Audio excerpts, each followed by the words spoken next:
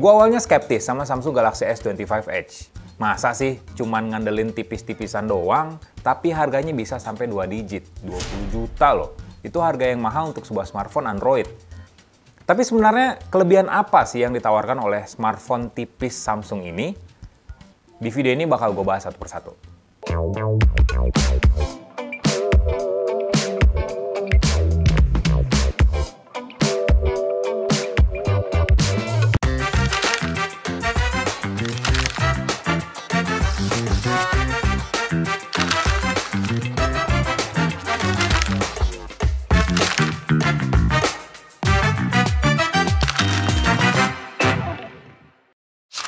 Tipis jadi tren sekarang di era smartphone Android ya. Dimulai dari Samsung Galaxy S25 Edge, sebenarnya gue ngelihat smartphone ini pertama kali pas Galaxy Unpacked awal tahun ini. Pas megang langsung kok kayak, ini kok lebih tipis dari pas gue ngelihat ya. Dan memang ini tipis banget, lebih tipis dari smartphone Android lain yang bahkan pernah gue coba. Kecuali smartphone lipat ya. Bodinya cuma 5,8 mili, bobotnya cuma 163 gram. Ini smartphone yang buat gue tuh yang biasa pegang smartphone gede kayak surga banget sih. Ini enteng banget, pas banget di genggaman, dan masuk ke celana nggak bikin nonjol juga. Tapi satu pertanyaannya, apakah kalian ketika beli smartphone ini bakal pakai casing? Kalau gue jujur sih, enggak. Karena buat gue kehilangan esensi tipisnya ketika pakai casing. Bahkan casing yang tipis sekalipun. Ngapain juga pakai casing tipis, toh nggak ngelindungin juga. Dan secara build quality, smartphone ini udah bagus. Udah pakai titanium, depannya ceramic shield 2, dan anti-bending. Ini kuat banget. Dan dia udah ngantungin rating IP68. Jadi, untuk kondisi ekstrim, mau basah, mau berdebu, mau kering, smartphone ini aman. Jadi, buat gua pribadi sih nggak bakal pakai casing ya. Menikmati tipis dan ringannya aja dari smartphone ini. Smartphone ini memang berada di antara plus dan juga ultra, kebilang mahal untuk sebuah smartphone Android. Tapi kelebihannya ya nggak cuma tipis doang. Layarnya pun sebenarnya bikin gue seneng. Secara visual asik banget. AMOLED 2X, 6,7 inch, QHD+, 120Hz, Dolby Vision, HDR10+.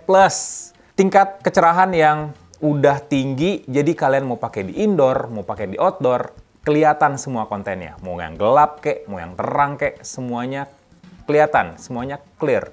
Dan Ceramic Shield 2 ini menurut gue inovasi dari Samsung dan juga Gorilla Glass, Corning, untuk ngasilin smartphone yang tipis, tapi punya body yang solid, layar yang anti gores. Ini salah satu keunggulan lagi dari Galaxy S25 Edge.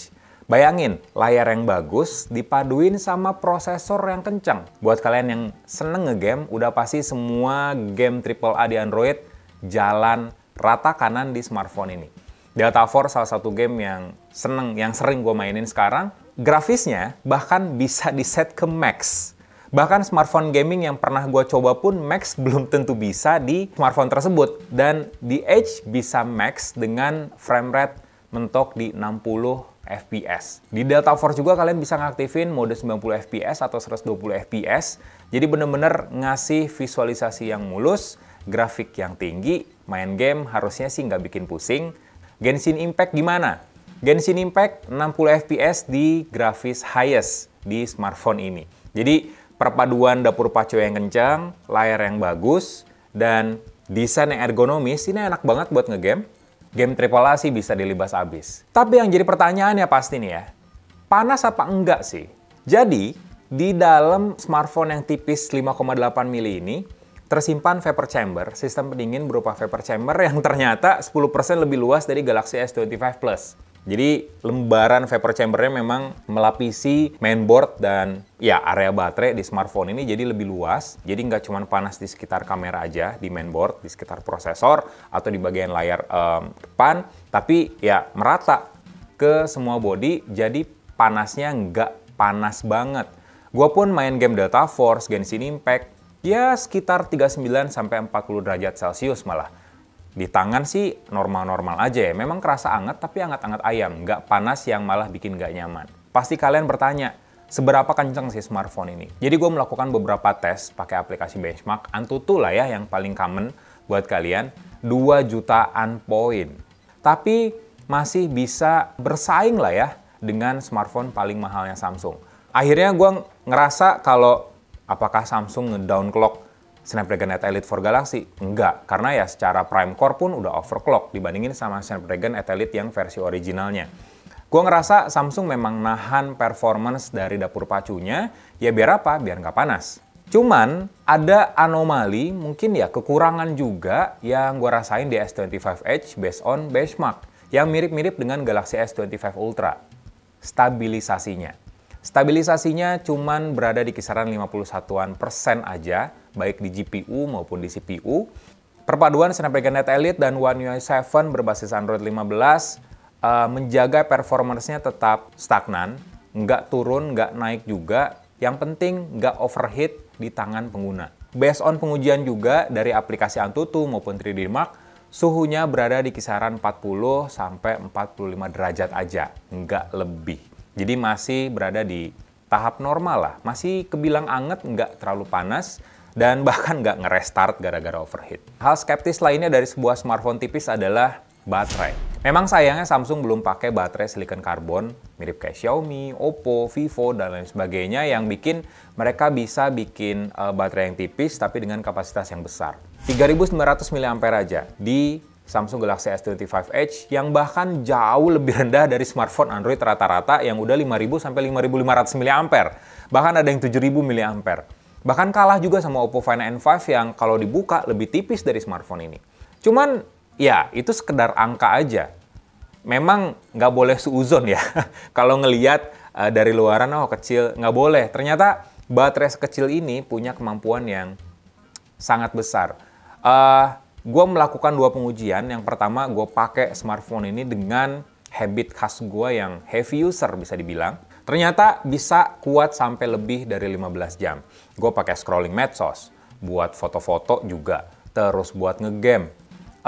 Pakai AI lumayan sering karena Galaxy AI-nya amat sangat enak di smartphone ini.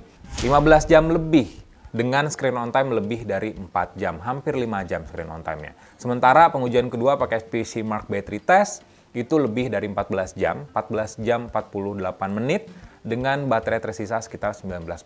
Baterai sekecil ini bisa tahan hampir seharian penuh. Seenggaknya kalian ngecas pagi, kelar kerja, sore, smartphone ini masih bisa nemenin kalian ketika kalian komuter di KRL, naik busway, atau buat dengerin musik di mobil maupun di motor. Kelebihan lainnya adalah AI. Seperti yang gue bilang tadi, AI-nya nyaman banget dan ini full version. Mirip kayak Galaxy S25 Plus dan S25 Ultra. Galaxy AI-nya lengkap, nggak di-cut oleh Samsung sama sekali. Audio eraser ada, transkrip ada, interpreter ada, semuanya ada. Termasuk Circle to Search dan Gemini Live. Jadi semuanya lengkap di smartphone ini. Samsung Galaxy S25 Edge ini punya kamera utama 200 megapiksel dengan OIS. Terus juga ada kamera ultrawide 12 megapiksel dan kamera selfie 12 megapiksel. Speknya sih di atas kertas emang bagus ya. Tapi kita lihat dulu nih, hasilnya kayak gimana. Jadi gue motret pakai kamera utama 1 kali zoom. Ternyata performa HDR-nya emang langsung kelihatan. Jelas banget di foto yang gue ambil saat sunrise ini di atas gedung. Detail di area bayangan gedung tetap terjaga, sementara langit yang terang nggak overexpose. Warnanya juga natural dan detailnya udah pasti tajam. Sementara untuk 2 kali zoom, kualitasnya nyaris tanpa kompromi. Detail dan warnanya tetap solid, seolah kayak motret pakai lensa optik. Dan untuk 4 kali zoom, karena nggak ada lensa tele di sini, maka peran software yang mulai kerasa. Perbesarannya digital tapi dibantu oleh AI. Jadi hasilnya tetap jernih dan lumayan bisa diandelin. Kayak tulisan di gedung yang tadinya samar, sekarang udah mulai terbaca dengan jelas dengan processing berkat bantuan AI. 10 kali zoom. Gimana rasanya? Jadi emang sih, computational fotografi di Samsung Galaxy S25 Edge ini emang oke ya tuningnya. Teksturnya jadi halus emang. Tapi dinding gedung dengan tulisan kayak St. Louis Hospital misalnya, masih kelihatan dengan jelas. Padahal kalau kembali lagi ke 1 kali, tulisannya ini kecil banget loh. Emang sih, nggak sebagus motret pakai lensa periskop telefoto. Tapi seenggaknya 200 megapiksel ini udah cukup oke lah buat motret lumayan jauh. Tapi yang paling impresif sih, konsistensi warna dan white balance di semua tingkatan zoom. Kayak di foto ini, nggak ada perubahan warna yang aneh, tetap kelihatan natural.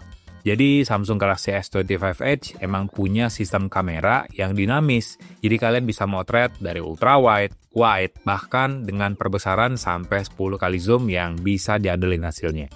Ya memang salah gua sih, skeptis di awal, tapi ternyata smartphone ini bisa kasih kepuasan buat gua ketika gua pakai smartphone ini sebagai daily driver. Senyaman itu pakai Galaxy S25 Edge, di tangan pas, ringan banget, asli ini enak banget. Terus juga performance-nya asik, nggak cuman kenceng ya, tapi juga menjaga experience kita sebagai pengguna biar nggak kerasa panas, nggak kerasa overheat, ya performance-nya jadi keganggu lah ya. Apalagi ya secara body ini kan udah metal dan titanium juga. Memang secara angka lebih rendah dari smartphone Android flagship pada umumnya, tapi ya itu kan cuman angka. Karena secara performance gue nggak merasakan perbedaan yang signifikan antara Samsung Galaxy S25 Edge maupun smartphone flagship lain yang pernah gue coba. Yaitu cuman angka aja. Buat gaming asik, baterai juga edan sih. 3900 mAh udah 15 jam lebih. Dan satu hal lagi, selain tipis, smartphone ini kuat. Ini gue udah lumayan, tuh, kuat. Inovasi yang dikasih Samsung di smartphone ini nggak cuman gimmick, ya memang bagus, cuman ya yang kurang cocok buat gua adalah harganya sih.